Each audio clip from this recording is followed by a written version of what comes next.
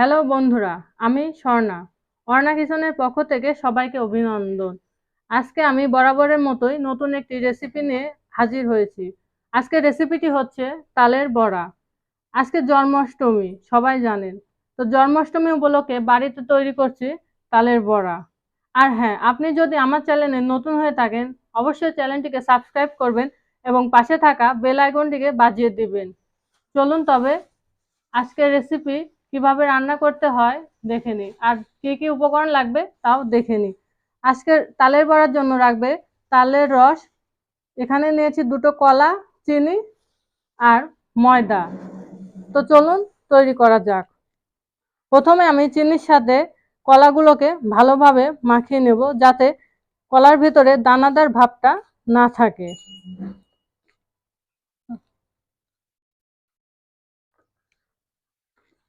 তো এই যে কলা এবং চিনি দিয়ে আমি ভালোভাবে মাখিয়ে নিচ্ছি। আমার মাখানো হয়ে গেছে। এই পর্যায়ে আমি তালের সাথে সেটা অ্যাড করে দেব। দেখুন, চিনি, কলা এবং তাল একসাথে অ্যাড করে দিয়েছি। এই পর্যায়ে আমি দিয়ে দেব ময়দা। এখানে পরিমাণ মতো ময়দা দিতে হবে, বেশিও দিলে হবে না, কমও দিলে হবে না। তো ময়দা, তাল, চিনি এগুলোকে আমি একসাথে মাখিয়ে নেব।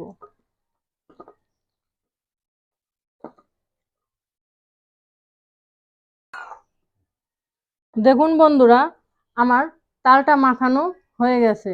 এইভাবেই জিনিসটা মাখিয়ে নেবেন, যাতে বেশি শক্তও না হয়, বেশি নরমও না হয়। এতে করে আমাদের তেলের ভিতর বড়াটা দিতে সুবিধা হবে। তো চলুন আমরা এখন রান্নাটা শুরু করি। দেখুন, মাখানো হয়ে গেছে। এখন আমরা গ্যাসটাকে অন করে দেব।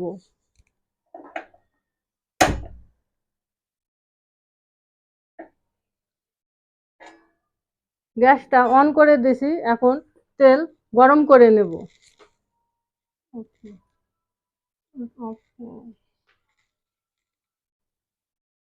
আমার তেল গরম হয়ে গেছে। এই পর্যায়ে আমি তালের বড়াগুলো দিয়ে দেবো। আপনারাও এইভাবেই দিয়ে দিবেন। একা একা একটা একটা করে সবগুলো একসাথে দিয়ে দিচ্ছি।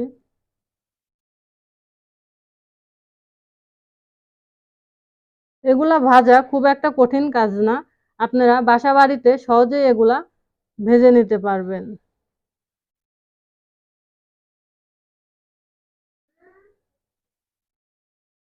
আমার তাল কিছুটা দেওয়া হয়েছে। এখন এগুলো আমি এপিট ওপিট উল্টায় ভেজে নেব।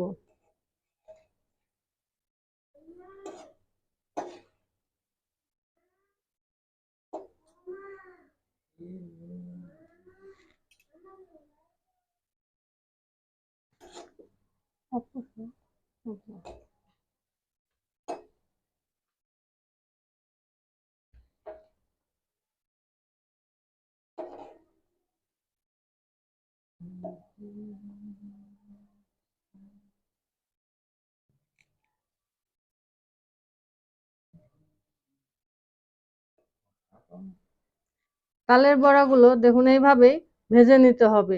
তেলের আঁচটা বেশিও রাখা যাবে না, একদম কমও রাখা যাবে না, মিডিয়াম আঁচে ভাজতে হবে।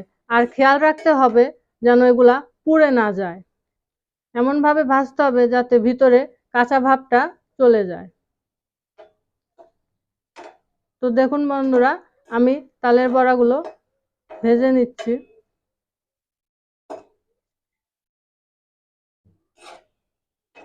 তো আমার তালের বড়া প্রায় ভাজা হওয়ার মধ্যে, আর কিছুক্ষণ আমি ভালোভাবে ভেজে নেব।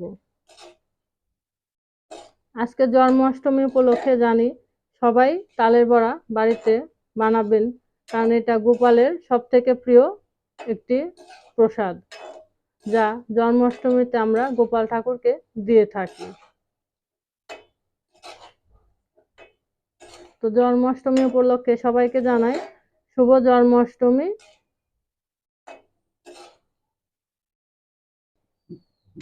দেখুন আমার ভাজা হয়ে গেছে, আপনারাও এইভাবেই লাল করে ভেজে নেবেন। তো আমার ভাজা যেহেতু হয়ে গেছে আমি সব তুলে নেব এই পর্যায়ে।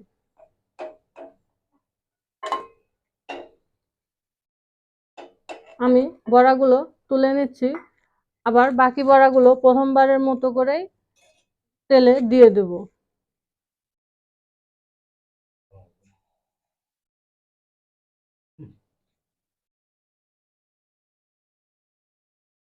প্রথমবার যেভাবে দিছি আমি এবারও সেইভাবেই বড়াগুলো তেলে দিয়ে দিচ্ছি।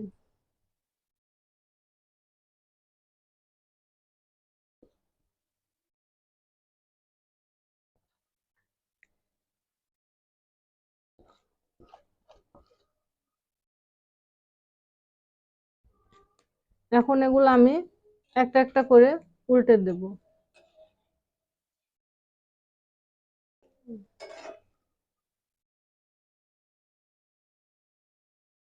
আপনারাও একইভাবে সব বড়াগুলো ভেজে নেবেন। আমিও ওই প্রথমবারের মতোই এগুলাও একে একে সব ভেজে নিচ্ছি। বড়াগুলো যেন লাল লাল হয়, নাহলে ভিতরে কাঁচা ভাবটা থেকে যাবে।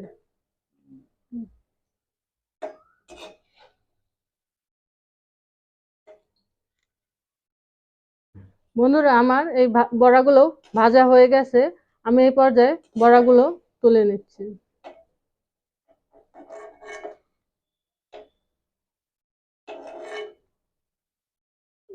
দেখুন আমার